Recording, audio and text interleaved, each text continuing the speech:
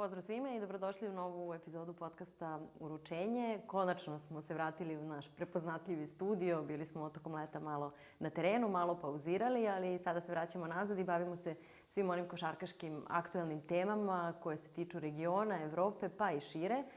I ovu epizodu iskoristit ćemo da se upoznamo, pa možda sa, ajde da kažemo, novim igračem, novim prostorima za neke od vas, za neke verovatno ne, jer je nova sezona ABA lige već počela i verujem da ste imali priliku da se upoznate sa njim. Pričat ćemo o njegovom profesionalnom, pomalo i privatnom životu, s obzirom na to da i sada tokom snimanja u sebe ima podršku svoje supruge koja je nedavno stigla u Beograd i pričat ćemo malo o njegovom uklapanju u novi tim, a taj tim je FNP i sa nama je danas u studiju Bo Bič. Bo, welcome to our studio. Thank you so much for having me. Yeah, thank you for taking your time to be here with us today. And how do you feel? That's maybe the first and most important question. How do you feel in the city, in the new club, and everything else? Yeah, well, like I said, thank you so much for having me here. This is the first time doing this in Serbia, so it's pretty cool. My wife is here, so that's even better. But yeah, we're adjusting great. We like the city so far. We've had a chance to see most of the downtown, kind of eat out. Obviously, kind of trying to explore as much as we can with practice and everything. So we haven't seen everything, so still open to recommendations if anyone has them. But so far, it's been a good transition for us here in Serbia and in Belgrade, and everyone's been very helpful, and no complaints about the city. I'm excited for the rest of this season. Yeah, was it a big transition for you in basketball terms? It was a little different. Being an American coming to Europe, it's always a transition. Just different styles of plays in different countries. And Serbia has a reputation of just being a very high-level basketball country. So there's a lot of things I've learned so far from coach already and some of the players on the team that, I was like, wow, I never saw the game that way or thought about the game in that way. So I think it's been really helpful only in the first 2 months, and I think it's really helped my game already. So I'm excited with where the style of play and the coaching here can really take my game personally. But,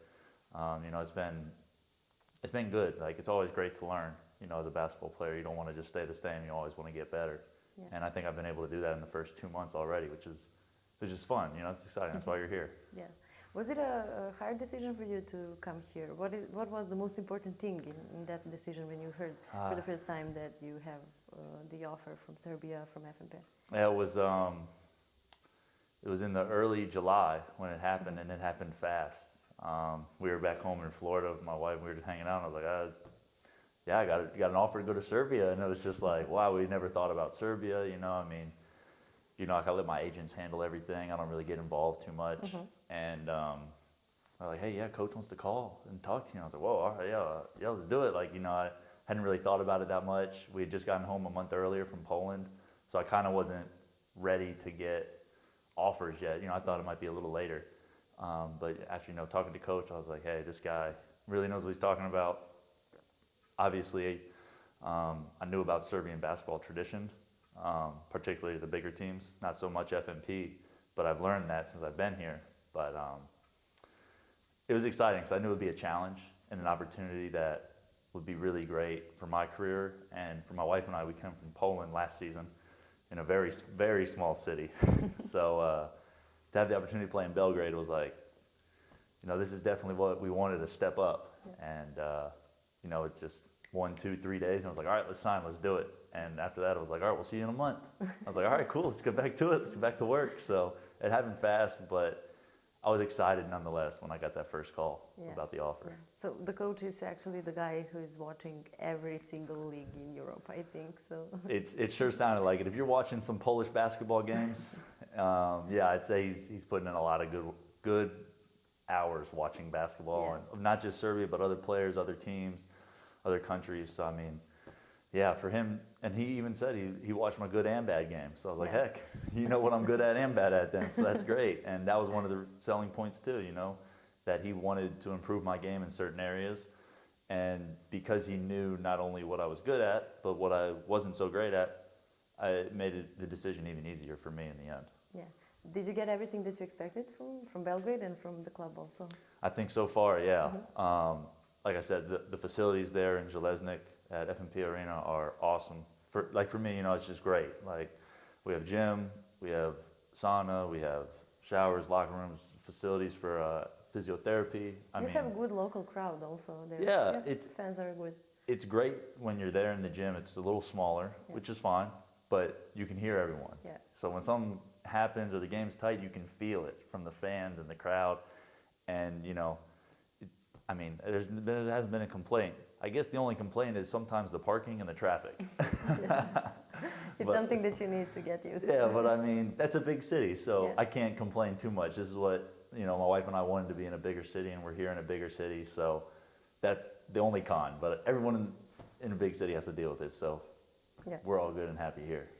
So you mentioned a few times Serbian basketball. Mm-hmm. What is so different, or is there any difference between Serbian basketball and the rest of the Europe where you played actually in Germany and Poland? Yeah.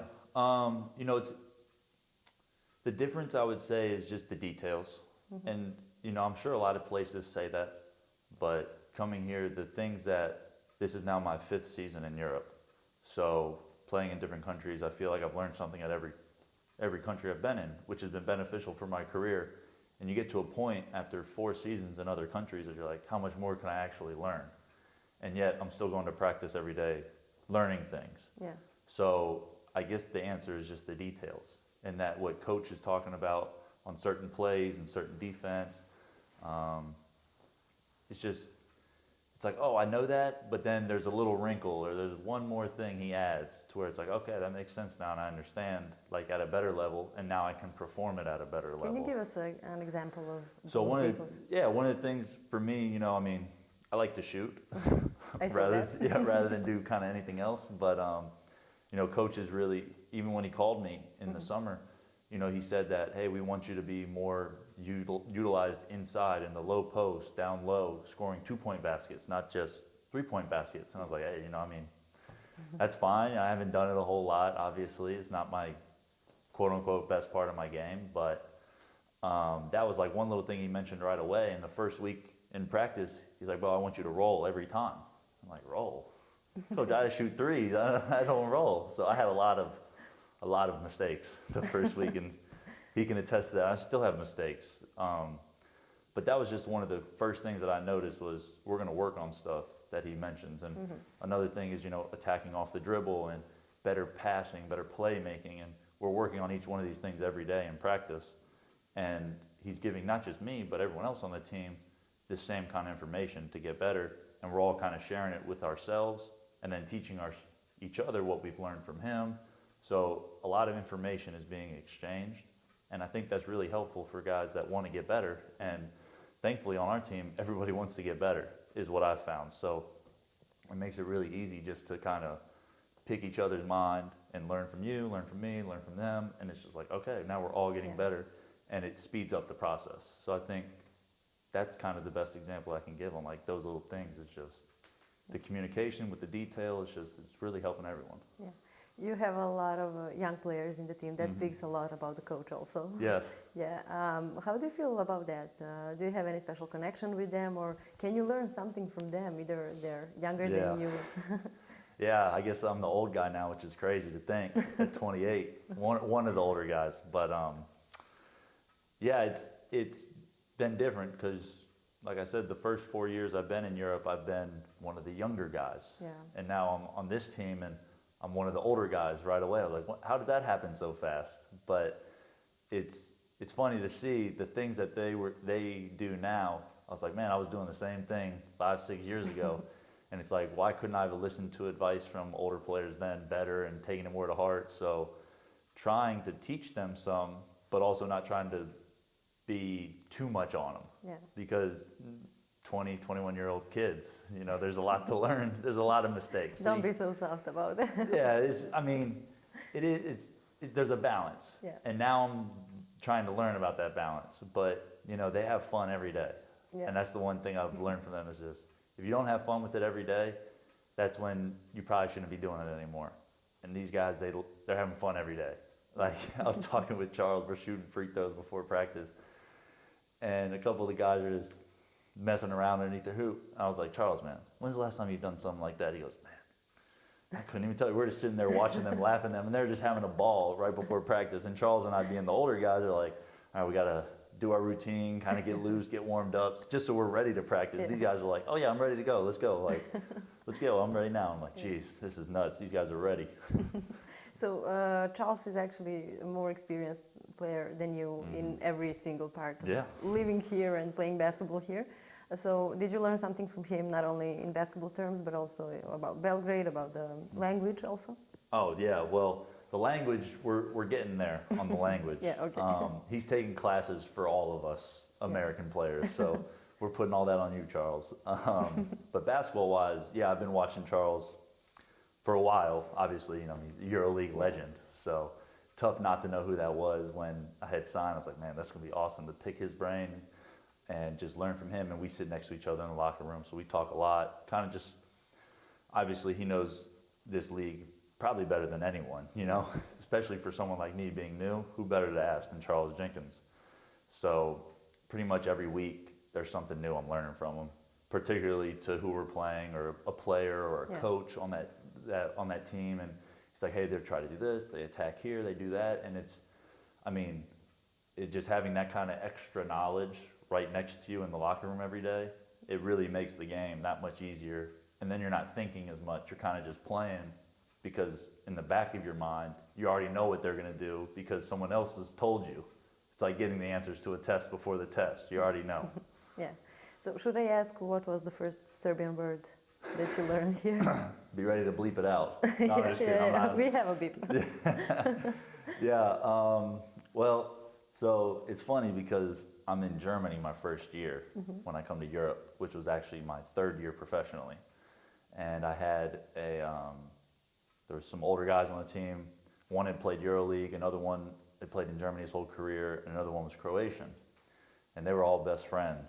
And the Croatian, Kova, as we called him, yeah, he taught me some Serbian words that I will not repeat on air. Yeah. But I knew those basically the first week, 2 weeks I was in Europe, I was learning Serbian cuss words. Yeah, yeah, of course. Yeah. So I was like, okay, this is great. And my wife over here, she always, what does that mean? Well, I thought it was German. I said, no, it's actually Serbian, what I was saying when we first started talking. So yeah, one of the first things I learned in Germany was Serbian cuss words. Yeah, yeah. So, well, there are a lot of European coaches and players that are using those words. So yes. You will need it on the court. Yeah, I try to refrain too much from them, but sometimes it happens. Yeah.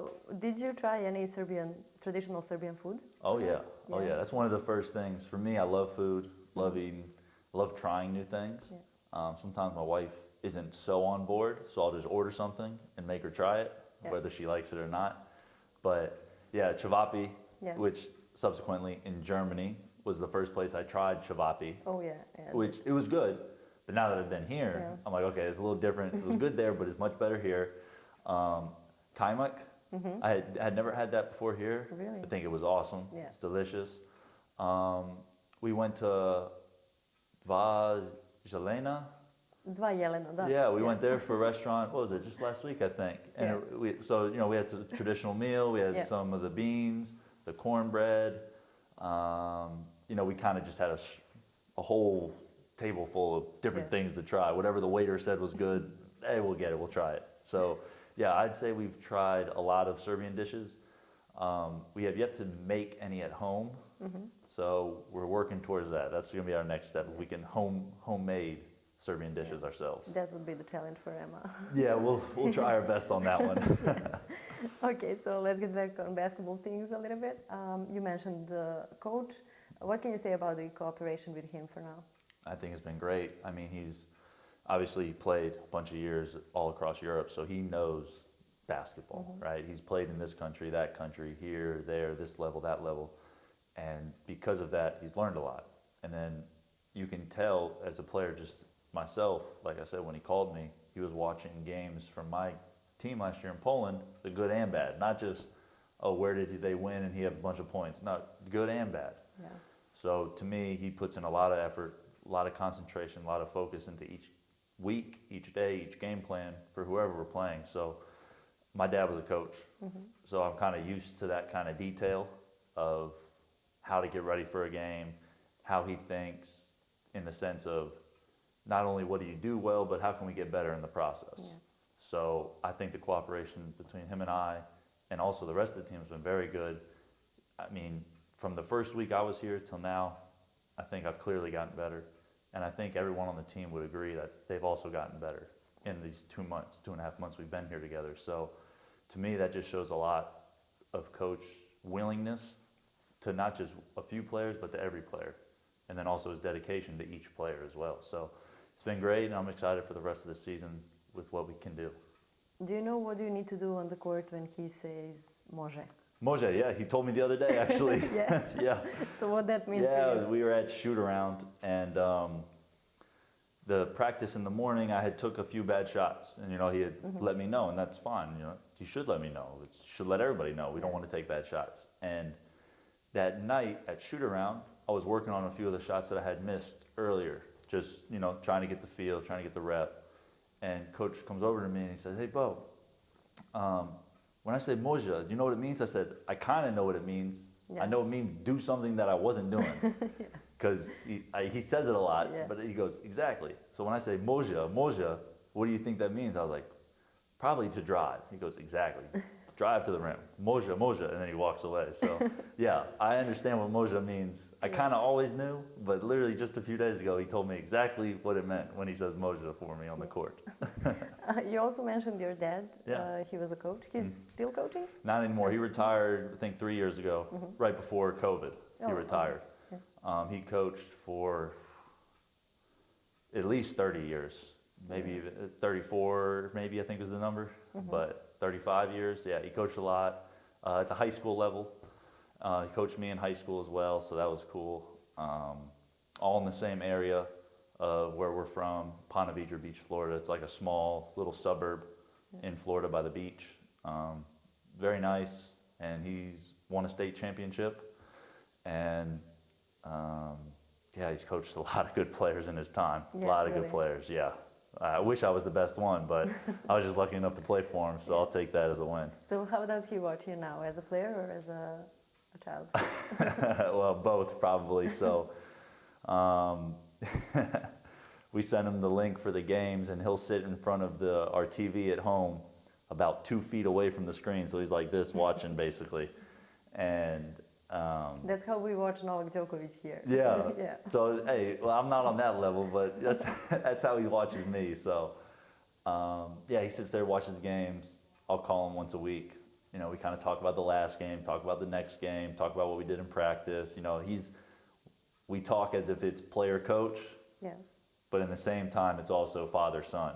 It's not always just basketball. Which, even when he was my coach in high school, it was more coach dad, but that's because that's how I wanted it, because I knew where I wanted to go with my basketball career.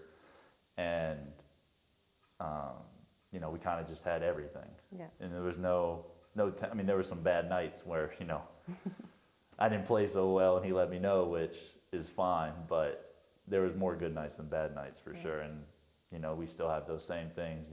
Talk about yesterday's game, and it's just, hey, we didn't execute enough. Too many turnovers, too many this, too many that. What could we have done better? What didn't we do good enough? And it's just kind of like, hey, you get to play again on Saturday. Can't beat it. You know what I mean? It's the dream that him and I have always wanted. So for that, I love our relationship, father, son, and coach player still. Yeah. Do you still play one-on-one sometimes? No, we don't play one-on-one anymore. He can beat me in horse, though. He has a lot of trick shots. Really? Oh, yeah. His trick shots are good. Very good. He has a summer camp in the summers for kids that he's been doing for 40 years now, probably. So he can make just about any shot, but his lateral movement isn't good enough anymore. I got him beat there. But, yeah, he still rebounds for me, and we work out all summer together when I'm back home. Yeah.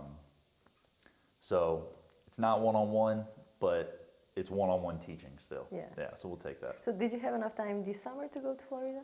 Oh, yeah. Yeah. We were there. When did we get there? Probably like June 1st, June 2nd. Yeah.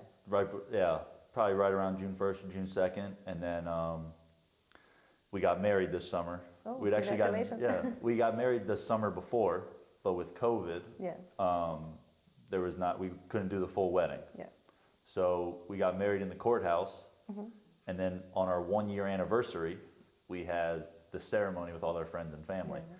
And so our summer was chaotic, for sure. She had a lot of planning to do, thanks, babe. But it turned out perfect. It was a great day. It was awesome. A lot of friends, a lot of family. Great just day. It was an outside wedding, a little inside on the water. It was very nice. So yeah, we got to enjoy our time in Florida, took our honeymoon, got back, and I came to Serbia right afterwards, and she came a few months later, and now we're all here, and I guess this is the extended honeymoon. Here in Belgrade. It sounds like a perfect summer. Yeah, it was. It was very busy every day, every weekend. Kind of, we were going somewhere, doing something, which it was nice. I mean, having something to do is never a bad thing, especially when you're with friends and family. But there was almost no vacation time until we went on the honeymoon, and then right after the honeymoon, it was back to work. But I think now, it's kind of slowed down. We're into a routine. There was no routine with what we had to do or where we had to go in the summer. Now there's a routine, so it's a little calmer. It's easy. Growing up in Florida near the beach, what can you say about that? It's not a bad life. Family. Yeah. It's not a bad life, I'd say. It was. I'm pretty lucky that my parents were able to provide for not only me but my 3 other siblings. So we had a lot of time spent at the high school gyms watching my dad's high school teams play. Then my mom taking us to the gym. 2 of my sisters played volleyball, so we were always in a gym somewhere. So you have 1 brother and 2 sisters, right? Yep. And they're all younger than me, so I guess I was leading the train, going to the gym every day, and then everyone else kind of had to follow. So everyone had to find, if you're not going to play basketball, what else are you going to do in the gym? I'm going to play volleyball. So everyone just kind of had to follow suit. And yeah, Florida's awesome. I mean, what are we, like a mile away from the ocean or something? I mean, we're pretty close to the water. Can go to it any time. Definitely take it for granted sometimes. Like, man, we haven't been to the beach in like 2 weeks. What are we doing? So it's calm. It's very nice, very peaceful, relaxing, and very little traffic over there. So we like that. We can get places fast. So what about the whole family? Are they watching you now during the games? I mean, my mom, she watches every game religiously. Somehow, some way, she'll find a way to watch it. My dad sometimes might be at school. She's also liking every post on Instagram from the club. She won't miss a post, I promise you. Yeah, she won't miss a post. Sorry about the blow up, but she won't miss one of those. And my dad might be at school sometimes. He still works at the school, just doesn't coach basketball. He'll watch most of the games. If he can't watch it live, he'll watch it on YouTube the next day. And then, the rest of our family we're all getting old now. My sister Olivia is about to have her 2nd child. She's 26. My other sister Eve, she's a senior in college. So she's 22 years old, getting ready to graduate, has a part-time job, getting ready for life after that. And then my brother Spencer, he'll be 21 at the end of this year. And he works full-time at this construction company. So they don't watch too many games, but because of my mom's constant social media likes, they see enough to where they know what's going on. And she's going to be the first influencer of the club. Oh yeah, hey, during the season. She'll gladly take it. She'll do it for free. You don't even have to do it. No influencing, no payment. She'll just do it for fun and free. You reach out to her; she'll be happy to do it. And last but not least, you have Emma, and she's here with you in Belgrade now. Yes. And she's supporter number 1, I would say that. Yeah. I mean, for her to come out here, obviously, is a far away from home. To help me follow my dream, playing professional basketball, and support me along the way, wherever country we're in. It's really special. She's the best. I love her to death. I mean, I couldn't do this without her. We did a 1.5 years apart. I was in Europe. She was back in America for 1.5 years. And after that 1.5 years, I said, hey, we can't do this anymore. Got to come with me next season, please.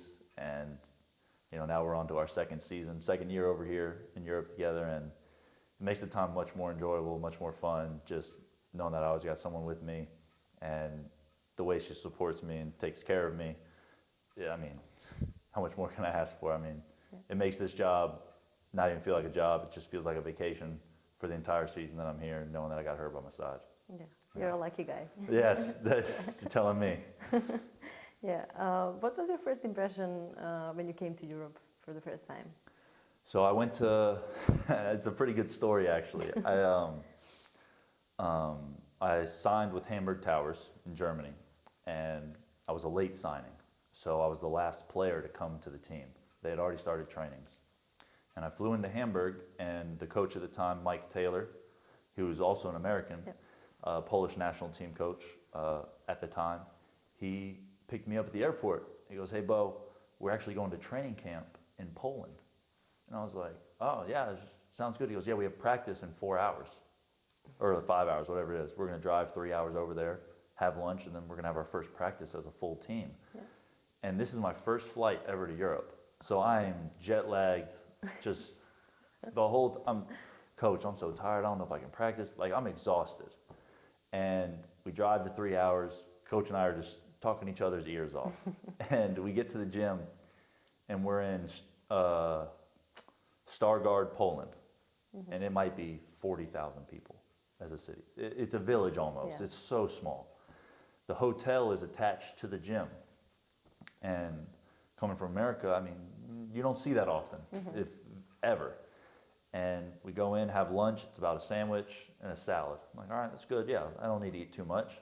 Coach says, "Guys, go to your room. Practice starts in 45 minutes. Go get tape, do all your things." I get down to the court, and this gym has to be 120 years old and hasn't been renovated or touched up since it was built. And I was like, golly, man, I'm exhausted. I just want to sleep. My first time in Europe. I don't know any teammates' names. I'm in this old gym, old hotel, and coach is like, "All right, let's get to practice." I was like, what am I doing in Europe? Why am I here? I'm not ready for this. I had no idea what's going on. This is before Emma and I were together, so I was like, I left everybody back in America. I had nobody with me, nothing. And I was just like, I'm never coming to Poland again. That was my first thing I said. And I was like, I'm never coming back to Poland. And subsequently, last season, I signed in Poland after playing in Greece. Yeah, well, I broke my own promise because Coach Taylor, still a great friend of mine, I was actually texting him before I got here.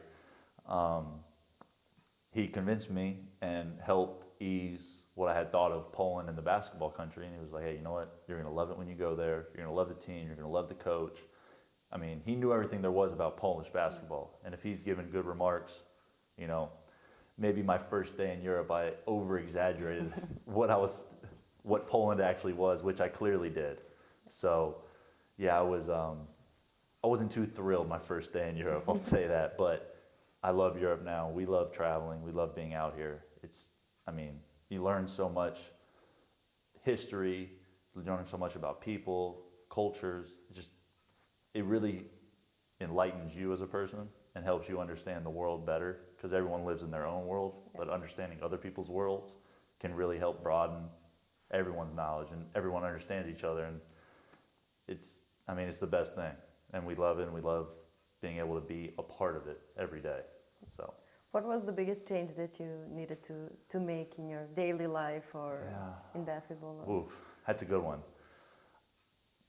You know, probably the biggest change, at least at first, was just my sleep schedule was so messed up. But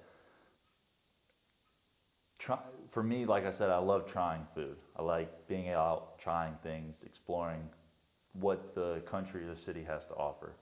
So at first, I wanted to go out and eat all of it. So I go out and I'm eating out. I'm like, gosh, I'm eating out way too much. I got to eat at home. I want a home-cooked meal. Yeah. Well, I don't know how to cook. So what am I making? Pasta every night. I'm like, this isn't good. So my mom made me a cookbook of all my favorite recipes back in America. So then I started trying to make those like once, twice, 3 times a week. And that was probably the hardest thing to adjust to, is there's this one ingredient that I have to find, and it doesn't translate to the country that I'm in, the language. Really? So now I'm walking around grocery stores in Germany trying to, hey, do you know what this is? Do you know what this word is? Do you know that? And that was one of the toughest things, was going grocery shopping, trying to find these little ingredients to help myself cook. Yeah. And thankfully, Emma's here now, and she's much better at it than I am. So she can kind of mix and match the ingredients. Yeah. and it still tastes like home. So Yeah, that's very helpful. But the cooking aspect was tough at first. Yeah. Just, I don't know what this word is. And it's one little thing, but it makes the whole dish. And we've gotten better. We found the recipes that we like the most and we know we can make for sure. And obviously being here now for a few years, I've learned kind of what to look for rather than what to read. Yeah. So you learned a lot about Serbia in Germany. Yes. But what was the other thing that you learned in Germany? How do you see now that part of your career? Well, I look back on it fondly. Started off the first year I was there, we were in the second division of Germany, and we won the league to move up to the first division. So that first team I was on, we're all still actually in a group chat on WhatsApp that we talk kind of randomly on. Someone will mention something, and we all have a kick and just love the friendships that we made because of that season, because of how successful everybody was. And at the time, I was 24, and I had 3 guys on the team that were 32, 33-ish range. And they taught me so much about basketball, about how to play in Europe, about how the game is, the physicality, how to move, how to get shots, how to, early on, how not to get in foul trouble every night. And I mean, I owe a lot of credit to those guys for helping me get to this point in my career and hopefully even further. But, I mean, those guys, they would take me out to dinners. Yeah. They'd come out with us, and, you know, they would bring me to dinners where some nights only everybody spoke German. And that was fine. I was at least around people, you know, learning about the culture, learning about the city, learning about the food and everything. So it really wasn't just a basketball experience there in Germany. It was an everyday life, how to meet friends, how to make friends, you know, the culture, the food, the history, basketball. I mean, you name it. I learned everything I could from those 2 years in Germany, and I had great people around me. So, I mean, I have high remarks for Germany and Hamburg and the whole organization and staff there. Yeah. So what about now? Do you have enough time to watch other basketball than your games? Oh yeah, I still watch a lot of basketball. Yeah. Oh yeah, still watch a lot of basketball. European one or NBA more? European mainly. I go to sleep early, so I almost never watch NBA games, at least live. I'll watch a replay, but only live games in Europe. And it's great. You know, we have Partizan and Red Star here in the city, and they play twice a week. So when they're playing on Tuesday, Wednesday, or Thursday nights, after practice, I can turn the game on and either catch the whole game or the second half, and this is great. Just basketball game on demand to watch. It feels like being back home in America. You come home, boom, game, let's go, let's watch it. So watching a lot of games, and obviously we have other good teams in the league as well, so that play in European competition. So there's a lot of opportunity in the middle of the week to watch a lot of really good European basketball. And obviously I have a lot of friends that play in other countries and other leagues that I might not always get a chance to watch live, but I'll be able to watch or keep up with the game somehow, some way, because they're, you know, playing wherever they are. And she might not like it too much, but it's fun though, you know, all the friends you make along the way, getting to see them play on wherever country they're in and against whoever. It's always fun getting to see that. What about other sports? Do you watch NFL? Do you still watch? Oh yeah. Watch a lot of NFL, right, babe? Yeah, we have it here. Yeah. I'm a big Jaguars fan, being from Jacksonville. So we watch those games every Sunday if we're not playing. Not a great season for the Jags so far, but you know, it's okay. Not a great period. Yeah, but we still like to watch, and we still watch the games. Usually it's football. Her and I actually both enjoy watching golf sometimes, so we'll turn that on. Do you play golf? We play, yeah, we both play. So if anybody wants to take us to the Otta Golf Club, we're ready. We're ready. But one of our newfound sports recently, within the probably last 2 years, for F1. Yeah, probably we just started getting into F1. Really, yeah. So, we watch the races or the qualifying, whatnot. So are you guys like Hamilton or Verstappen team? So I like Leclerc, and then really? Ferrari, so that's my guys. Yeah. And then she's McLaren, but also Haas, because the American ties. Yeah. We have to cheer for Haas a little bit, but it's tough to cheer for them. They don't do so great. So we'll say she's more McLaren, and I'm more Ferrari. Yeah. Then we have some of our friends back in Florida. One's a Hamilton fan, and then one's a Verstappen fan. Yeah. So we all have our own little group, and we all watch together and chat and whatnot about the race. We have no idea what we're doing, but we like watching it. It's fun. The Netflix show is really good. So yeah, so it sounds like you have enough time for everything. I mean, it's a good organization. I wouldn't say it's not we might only watch for 20 minutes. Yeah, might all we get, but we try to do it just because it's entertaining, it's fun, and it helps keep us in touch with our friends back home because that's what those people are doing. That's what our friends would be doing if we were there. So just because of the time difference and all that, we might be practicing or traveling, we all try to keep up with it so everybody kind of feels included in what we're doing, and it just keeps the friendships going. Yeah. Let's get back on Florida a little bit, on your high school and college also. Mm-hmm. How do you remember that period? Great period. High school was fun. Like I said, my dad was my coach. It was a brand new school. He had just come over from the other school in the area, and I got to play for him all 4 years. We were not very good, but we got better each year, so that was improvement. That's all we wanted. And like I said, we practiced every day, my dad and I, and when I had the opportunity to choose which college I went to, one of the biggest factors for me in the end was actually being close to home so that my dad and I could still practice and work out and train together. And thankfully enough, there was 2 colleges in the city that I was in, only 20 miles away, which is maybe 30 kilometers away, so it wasn't too far of a drive at all. And I just basically picked between the 2 schools in the end, and I went to the University of North Florida, and it was probably the best 4 years of my life. I was away from home, but 30 kilometers, I'm not really, there. I'm still close enough. I can go home if I need to for anything. And that was nice because my parents were able to come to every game, and my brothers and sisters were also able to come to games. And as we got better as a program in college, we got better each year as well, just like in high school. So I was like, hey, this is exactly what we wanted. It's kind of how we hoped it would go, and it's going that way. And the excitement around the team and the city, fans started coming to games, and it was everything we had hoped for when I was in high school and decided to go to the University of North Florida. And having my dad there, we won the championship as well when we were there in North Florida. So it was just, we hugged and cried on the court, and it was just one of those things where you'll never forget it.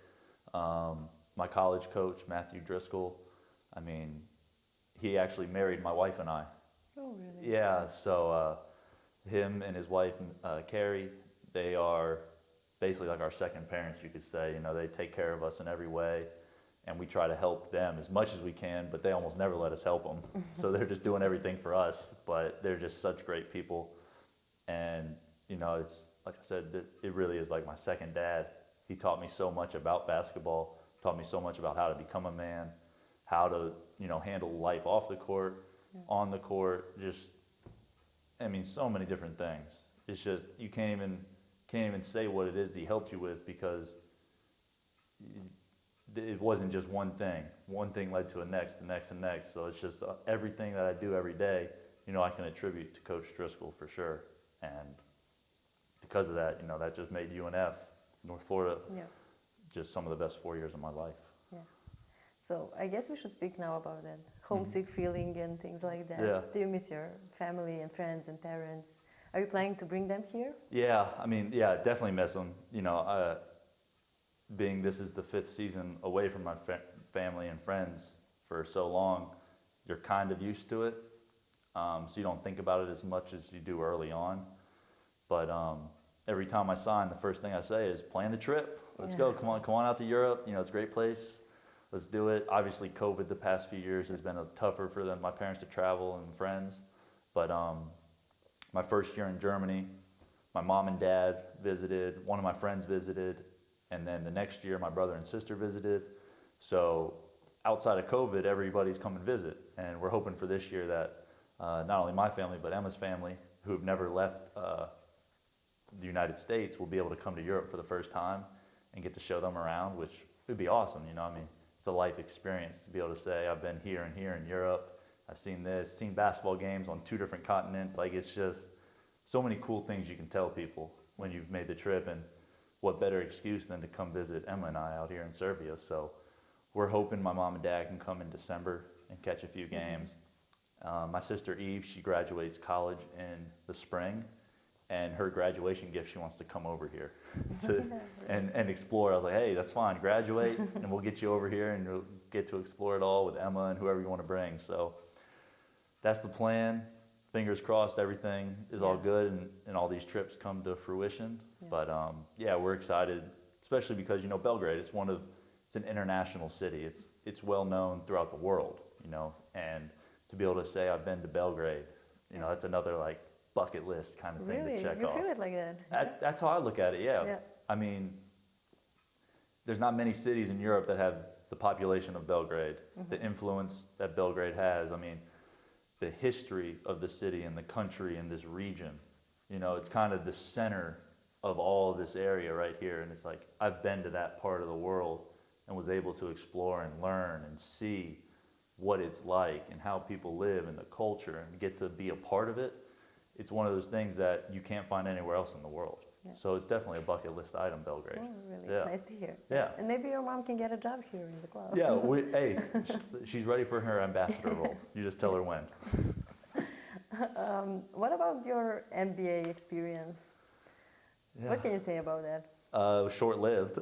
I wouldn't even know if it counts as experience, but I was lucky enough after college to play in the NBA Summer League with the Brooklyn Nets. And from that opportunity, I was able to sign a contract with the Brooklyn Nets. So, you know, that was, you know, kind of like the first step in a dream come true of playing in the NBA, but also knowing that I wasn't actually in the NBA yet. I had to make it through the training camp, the 2 months of training camp. And, you know, being around NBA players, you know, veteran players for those 2 months, you learn a lot and you get humbled really fast. You realize you might be at this level, but they're at this level.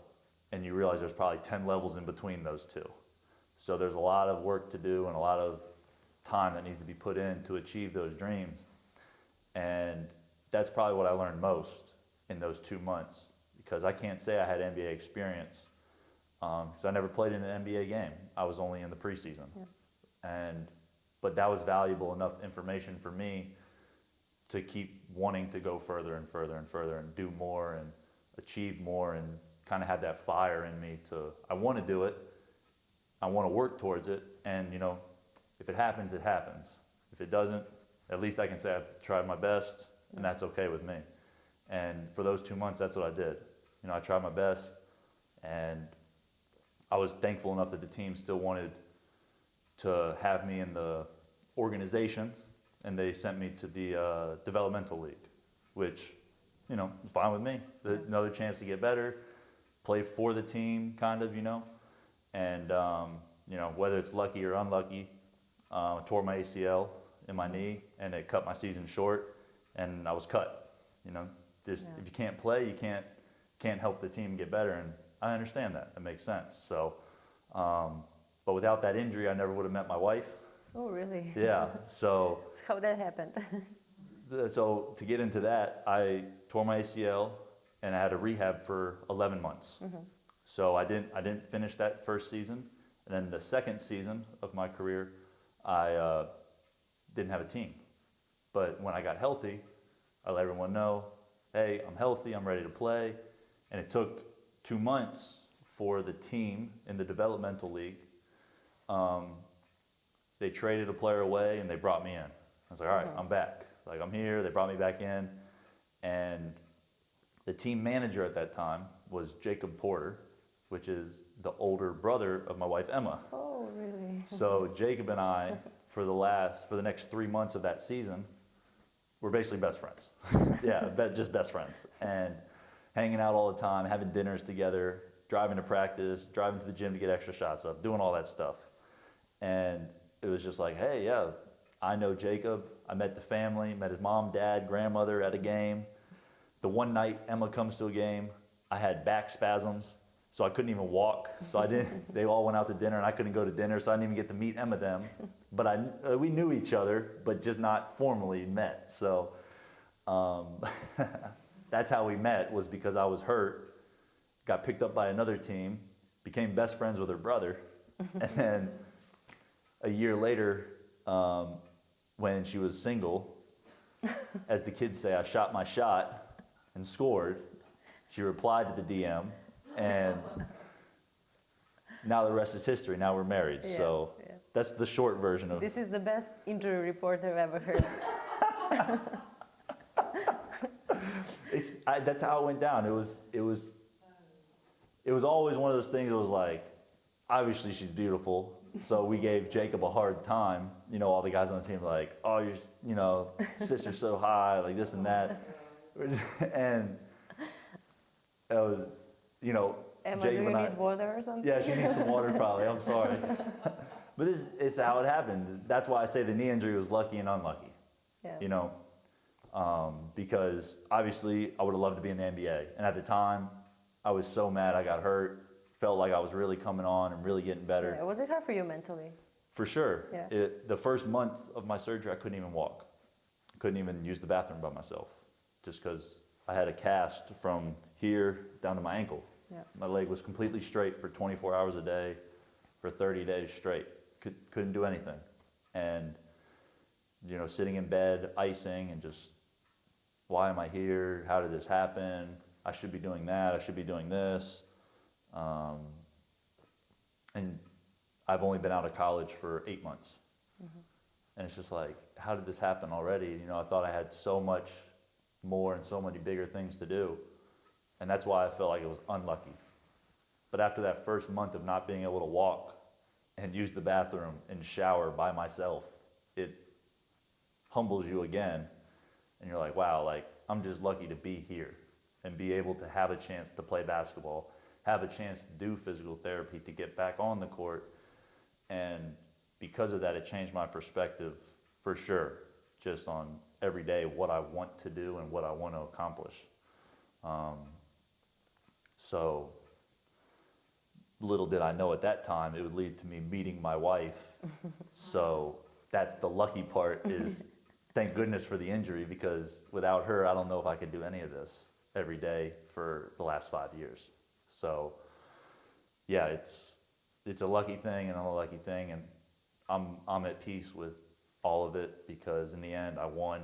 I met Emma, got to be with her, and that's better than being in the NBA. So yeah. I'm good. It was a win-win situation for you. Yeah, exactly. You didn't realize at that moment. It took a while to realize, but I'm glad I did, and I guess that's the advantage of being old now, right? So how do you look now on those things, like, injuries and those mental things, that you've been through or you need to go through now? And is there any special recovery treatment that you use now before the matches? Do you have any ritual in those terms? Yeah, I really found a routine with my therapy, and sometimes it's 30, 45 minutes, sometimes it's an hour, but there's things that I want to do every day. And whether that's in practice, before practice, after practice, it doesn't matter. But there's things I want to accomplish every day. And that's what the therapy and the injury taught me, is there's something to accomplish every day. I don't know what it is, but I can and I will accomplish something every day that helps me on or off the floor. So with that being said, fast forward to, what is it now? 5 years after surgery. I get to the gym an hour before practice, and I start with my exercises to warm up my body, just maybe 15, 20 minutes. Mm-hmm. I get taped, I foam roll a certain way every day to just kind of keep all the muscles loose, everything going. And then I get onto the court and touch a basketball for the first time, but I've already done 30 minutes of work. Yeah. Whether it's not hard work, it's fairly easy stuff that anyone can do, but it's more of just a mental thing for me, that if I can check these off, it keeps you calm. Yeah, like I'm ready to go. I know that I can perform my job the way I need to perform it. And I think that now that I've been doing it for so long, I think people start to realize I don't just do this when I have to. Like, I do this because I want to. Yeah. And that's the big difference as a pro that I did learn when I was with the Nets in the preseason, was the consistency of what guys would do. 10-year NBA vets were like, I've done this exercise for the last 10 years. And it's like, whoa. 10 years ago, I was like 12 years old. I wasn't doing anything. So it's like, when I couldn't think of it that way. But now that I'm 28 and thinking, yeah, 10 years ago, I was in college and I started very little this habit. And now it's really come to the point where this is what I do. And it's not, I have to do it, it's, I want to do it. Because knowing that you accomplish something every day gives you confidence to do what you do best. And when you have the confidence, that's the biggest attribute, the biggest skill, the biggest piece of talent that you can use every single day is your own confidence. Then how far in your career you can actually think about? All the way to the top, all the way back to the NBA. Why not? That's how I think. I don't really care if it's realistic or not, or possible. I just know that's the goal. Mm-hmm. And I'm happy if I get there or if I don't get there, but I want to get there. You know what I mean? It's the have to or want to. Yeah. And no, I want to get there. Like, that's my only goal. And if I do my things that I think will help get me there and that coach says will help me get there, that's what I'm going to do. And in the end, if it happens, it happens. If not, it's not. I'm still lucky. I got her with me, so it all worked out in the end. Yeah. What are the goals with FNP for now? Oh, I mean, personal goals. I mean, I hate losing. So Saturday would be a great win. I mean, Badusno's awesome team, Euro Cup, a lot of history, a lot of really good players. Played against a few of them, and yeah, they're tough. They're tough players. So the first expectation or whatever for FNP is, we got to play well on Saturday, and especially coming after a loss. But it's going to be really hard. It's not easy. This league is very difficult. Anybody can beat anybody at any time, anywhere. I mean, yeah, it's hard. I watched a lot of games last season. A friend of mine played in the league. So I kind of had an idea of the ABA League. And now that I'm here, who's your friend? Sorry, it was Dallas Moore. Oh, really? With Partizan. Yeah. Mm-hmm. Yeah, we played together in college for 3 years. So, yeah, we're best friends. He's at my wedding and everything. Yeah. But I was watching him play. I'm like, oh yeah, like the league's tough. He goes, yeah, man, it's tough. But now that I'm in it, I can really see it. It's tough, and you can't really expect anything in this league, because when you expect something, you're probably not going to get it. Yeah. And Coach had mentioned that in the beginning of the year. He goes, guys, there's no pressure to think we have to be here or to be there. It's just one at a time, because anybody can beat anyone. And it's been proven already this season that it is tough, man. It is a tough league and a lot of good players. And one player can win a game on any night. So, and every team has that player. And some teams have 3 of those guys. So it's like, wow, this is tough. So it's tough for me to have expectations for the whole season because of what I've seen and now what I'm learning. And obviously, like I said, I want to win every game. But, sometimes that's not realistic, and just got to be focused for Saturday. Yeah. Do you like to practice or to play games more? I mean, obviously everyone's going to say love playing games, but practice is the only way to be ready for a game. So, kind of have that balance and whatnot. Being a coach's son, I think I'm one of the players that likes practice a little more than the average player. But even with that being said, games, there's definitely more, it's just the competitive juices, the fan energy, it all goes to another level. Practice, it is what it is. Yeah. You learn a lot. It's almost like class. Like, you're in class, all right, I'm learning. Some days it's tougher than others. You have bad days. But on the game, that's where the routine comes in. If you have a routine, you can stick to it. You feel so ready to go. You don't worry about anything. You play, you have fun. Feels like a kid. There's no pressure, and you're just like, this is awesome. Like, I want this feeling every day. But you can't have a game every day. So you need some practice. Yeah, the coach is going to like this. Yeah, yeah. Do you see yourself as a floor manager in FMP? You like to communicate a lot with your teammates and things like that, in positive way, of course. Oh, definitely is a positive way. Probably too positive sometimes. You know, I don't find a whole lot of negative in situations. I think it's a waste of time, especially with how young our team is. Because I know when I was that young, forget about it. You didn't like it. Yeah, it was. I either thought I knew everything, or if I thought I made a mistake, it was someone else's fault. So there's no point in being mad at them. You just got to help in the best way that's possible. And sometimes all that is just being positive. And that's the thing I learned in college, is just being positive all the time and being vocal, trying to be as vocal as possible. I can definitely talk more. Coach will show you a clip tomorrow in film. You know, I messed up where I didn't talk, and I know which one he's talking about already. So it's, yeah, I mean, there's always stuff to learn. There's always more you could say, and sometimes you say a little too much. But being one of the older guys, I don't feel a responsibility, but I do see there's times to teach, because I made that same mistake a few years ago, and I might still make the same mistake, but there's not anyone older than me now to really kind of help all the time. So that's where I think I'm learning a little bit more to be that, hey, let's come over here, let's look at that again. Hey, I think you can do this, instead of saying, hey, go do that, kind of be more of a positive, why don't you try to do this? See how that works for you one time. It's just practice. It's not the end of the world if you make a mistake. So just trying to help these younger guys grow up faster, so that when they're 24, they're already way beyond where I was at 24. That's the goal. Yeah. So they don't have to be 28 like me, finally figuring it out. Yeah. Well, thank you for this conversation. Yeah, I guess we covered everything. If you want to add something, you can. Oh, yeah. Just thank you for having us, my wife and I, Emma. To anyone in Belgrade that watches, listens, you know, hit us up with some suggestions. We're open to everything. We're adventurous. Yeah, food, places to go, places to see, things to walk around, whatever.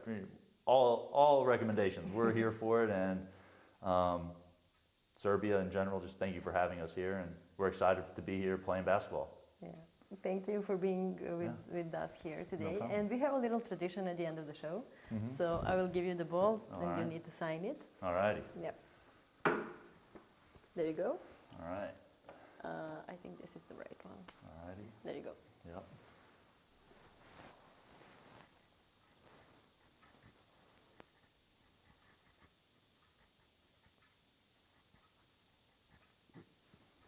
All righty. Perfect. It's There okay. you go. Yeah.